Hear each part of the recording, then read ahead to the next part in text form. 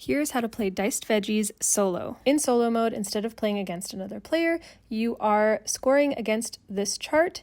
I've only been able to score about 50 points so far. It's quite challenging. To set up the game, you're going to take the dice and put them into this little rectangular dice shaping thing. You're also going to take the lid of the box and put one of each dice color into it. This is called trimming, and we'll get to that later in this video.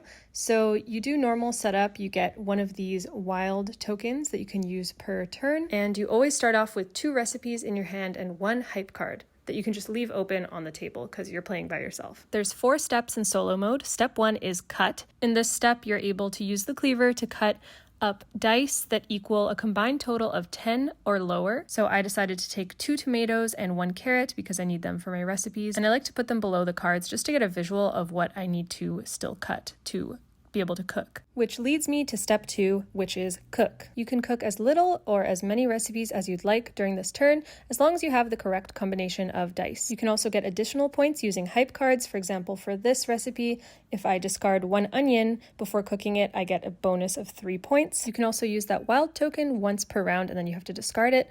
So in this case, I am using a mushroom instead of a carrot to cook this recipe. Step 3 is card, where you can replenish your hand by either picking up 1 hype card or 1 new recipe card, either from the 3 face-up recipe cards that you have on the table or just randomly from the deck. The yellow stars indicate how many points each recipe is worth. You can have up to 2 hype cards and up to 2 recipes in your hand at all times. So let's say you pick up a new recipe, you can either discard it right away or replace one of the ones you don't really want. The final step that's unique to solo mode is trimming. That's when you roll 1 color die at a time, remove 1 die from the block that exactly matches the rolled one. So in this case, I was able to remove the 3 that was pink. If there's no exact matches, you can just choose a die that matches either the color or the number of the rolled die, which you can kind of strategize here. And sometimes there's just no dice that fit the criteria, so you can ignore that roll and continue to the next. The dice block restocks automatically when 1 or more ingredient types are absent from the block after the trimming phase. So here there's no more onion or pink dice, so we have to replenish. You also get your wild token back with a new round. The game ends when restocking is triggered for the 3rd time, and when that happens, that's it.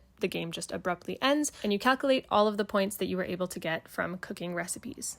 And that is solo Diced Veggies.